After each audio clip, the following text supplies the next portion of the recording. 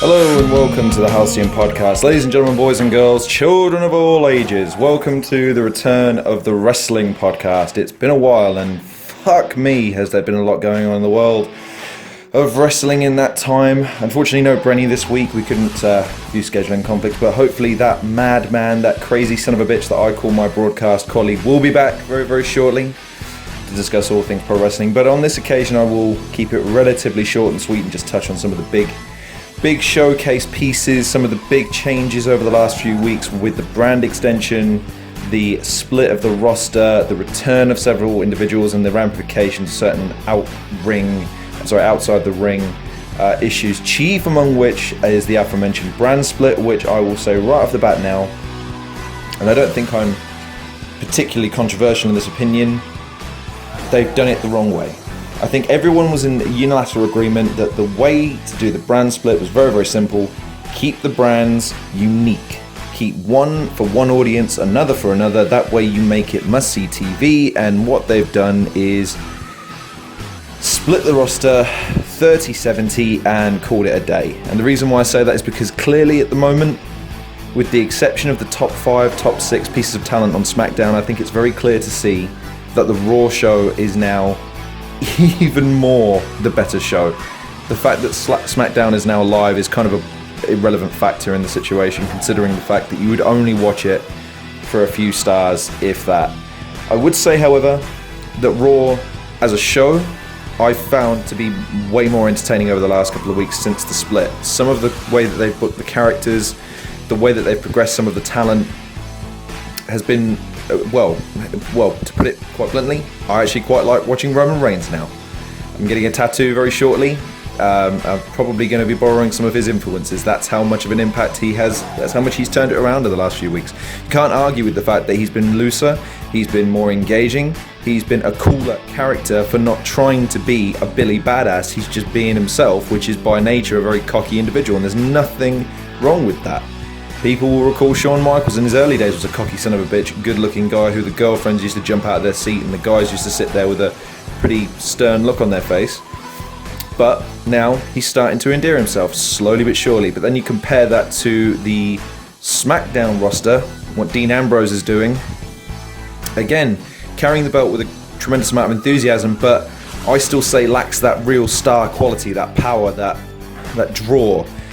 His big thing with me is his genuine nature, as evidenced by the recent Stone Cold podcast. If you haven't heard it, then I would recommend not necessarily the whole one. Dean Ambrose is an individual I find to be quite a relatively boring person to listen to in terms of just his preferences. I've listened to him on the Jericho podcast previously. He's not a very endearing character when it comes to presenting himself to the media, with the exception of when they ask him things pro wrestling. And that's a big caveat, because he dropped a bomb recently. He mentioned that, not directly though, people have been taking his words out of context, and they've been saying that basically he was pissed off with Brock Lesnar. Now, it's heavily insinuated, but not actually stated. But I would definitely I recommend you give it a listen for yourselves, and you can tell me what you think. But clearly Ambrose was very pissed off with the creative going into WrestleMania. And I think that's interesting, because with Lesnar in the position that he's in recently, and just to very, very quickly recap for those who don't know, he's recently went into UFC for his first fight in several years in order to capitalise on what remains of his fight career. Won the fight by unanimous decision, not by knockout, as many people predicted, and then subsequently failed a drugs test, and then failed the B sample test, which effectively means that his fight career is pretty much over. He'll be banned for several years, and he'll be fined heavily as a result, which puts WWE oddly in a good position, because they're not responsible for his wellness policy failure, because he wasn't on their books at the time as a part-timer, which is a bit of a cop-out considering what happened with Roman Reigns at the same time, which was that Roman Reigns had also failed a drug test, albeit that it wasn't performance enhancement. It was claimed it was an ADD remedy. It helps you focus. I can't remember what the name of the drug is, but he had it in his system and he shouldn't have. But effectively, Brock Lesnar has found himself in a position now he actually needs the WWE perhaps more than he has in the last few years, which puts them in an interesting position of being able to book, because, well, they've got a monster on their hands, but can they use him to push up the main roster talent like they should have previously? It remains to be seen. I mean, if they had any sense about them, they would use people like The Undertaker, like Lesnar, like The Rock, even to a certain extent Cena these days, to get over this current roster and wean themselves off of the main event, the main four pay-per-view stars. Wean them off that and make the live shows the must-see TV again. To take you back to when I was a kid, I couldn't wait for every week of SmackDown, every week of Raw, because why? Because it was you couldn't miss one.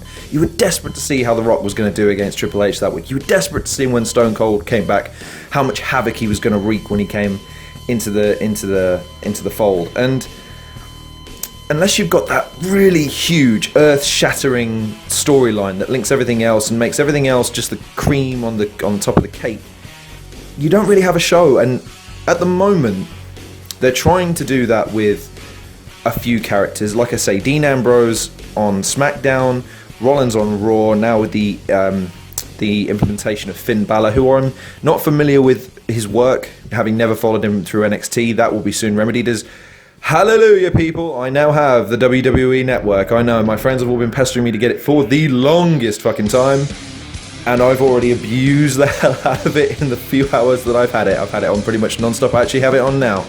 I'd highly recommend you look into it, at least 1 month free, and then, yes, Brenny, I'm plugging it. They're not paying us yet, but one day, buddy, one day they will. Anyway, back to the subject at hand. I think the most important thing that's going to be coming up very, very shortly is SummerSlam, and the ramifications, the fallout between what will happen with Randy Orton and Brock Lesnar, because I think that match, to a large extent, will determine how the company is going to how are they going to present this brand going forward as the WWE. Are they going to stick with the tried and trusted main eventer in Brock Lesnar as the superstar, the guy that you must watch the pay-per-view in order to see him for the one time that he'll actually wrestle?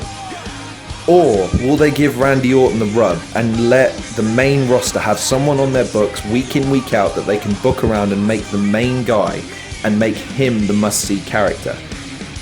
Yes, he's on SmackDown, but I think, weirdly enough, if they continue down the Rusev and Reigns route, they've got something there. They need to put Reigns through some adversity. It wouldn't be the worst thing if he stayed a bit heelish for a bit. Fans have been crying out for Reigns to be a bit of a heel for a while. Maybe not turn him full evil heel, but let him be a badass without having to fight everybody. Let him be a little underhanded. Let him be a bit cheeky and cocky, and I think you've got something there. Another probably controversial point that I've noticed. Man, are they banking hard on Shane and Daniel Bryan being popular on SmackDown. Fucking hell, every week they are really ringing that one for all it's worth. Now they do the same on Raw with Mick Foley to a certain extent, but there's just something that reeks of desperation about SmackDown's the way that they present things. They had the opportunity during the brand split for Raw to be the mainstay show. Okay, you can have that be your main show. You can have that be the one that, you know, has all the stars and has all the drama and the theatre and the panache. Why not make SmackDown like the Cruiserweight Classic? Now, my broadcast colleague, Mickey B, introduced me to the Cruiserweight Classic, which I'm now going to be soaking up to its entirety now that I've got the network. But you need to check it out. If you haven't, and if you're even remotely interested in wrestling and you've not checked out the Cruiserweight Classic, you absolutely have to. Absolutely have to, because the wrestling is incredible, the format is magnificent, the kayfabe exists in CWC. How crazy is that in a world we live in where nothing is real and nothing is bought as fact? Kayfabe exists in CWC. You actually kind of buy that these guys are wrestling for progression, which is magnificent.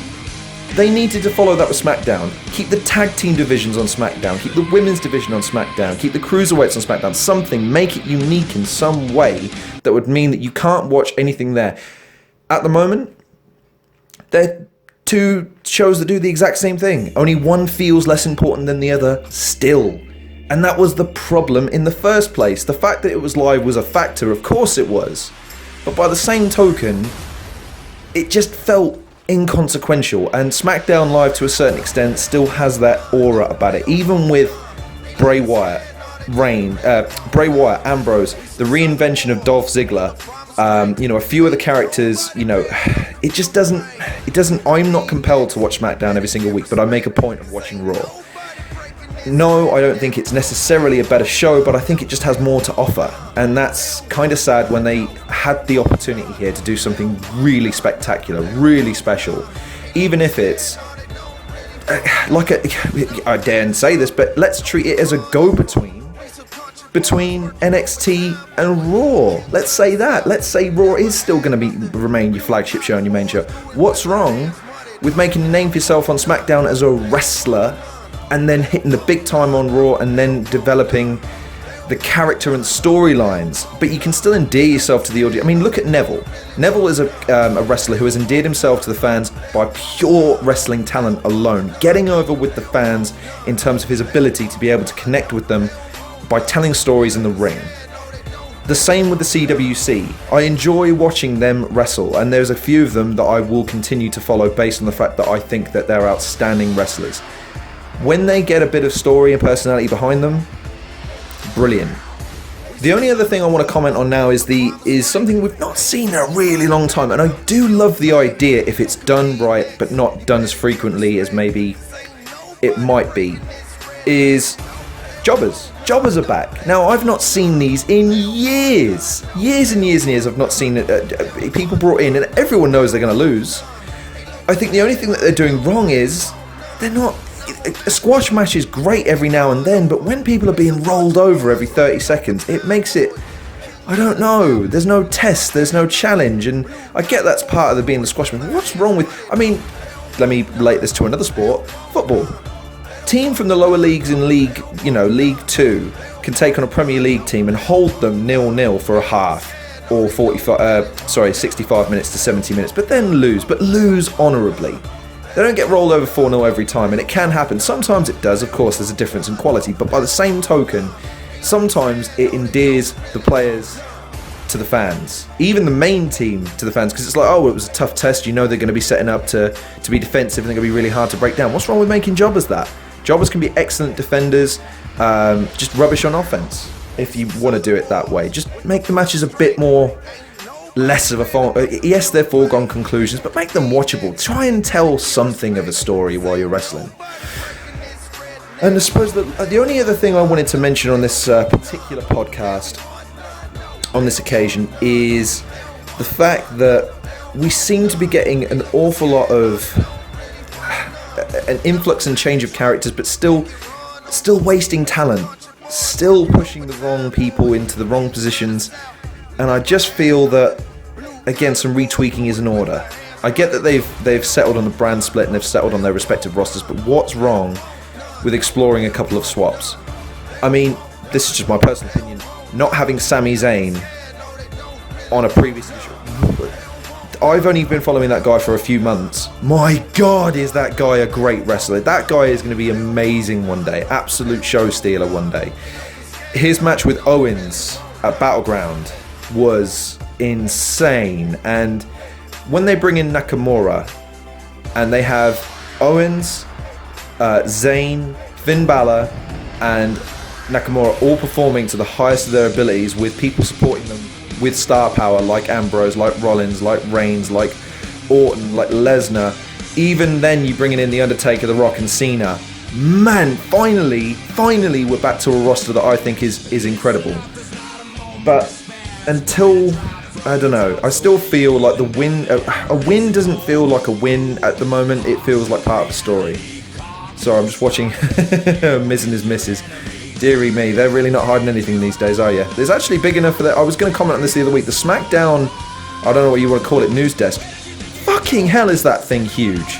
I mean, Renee Young's pretty and everything, but don't lose her in the desk. Jesus. Anyway, right, to wrap up this podcast, I'll be trying to hook up with Brenny at some stage in the next week or two, so we can do a proper breakdown of the last one. Probably a rendition of SummerSlam, seeing as that's one of the big four pay-per-views, at least for the next couple of months. And in the meantime, if there's any questions, queries, or anything you want us to cover on that podcast, please like, favorite, and subscribe, leave a comment, and we will try our best, we will try our utmost to give you what you need. Anyways, in the meantime, thank you so much for listening to the Halcyon Pro Wrestling Podcast. Forgot to put that at the beginning of the show. Please like, share, and subscribe all the same, and we will see you next time. Peace out, people!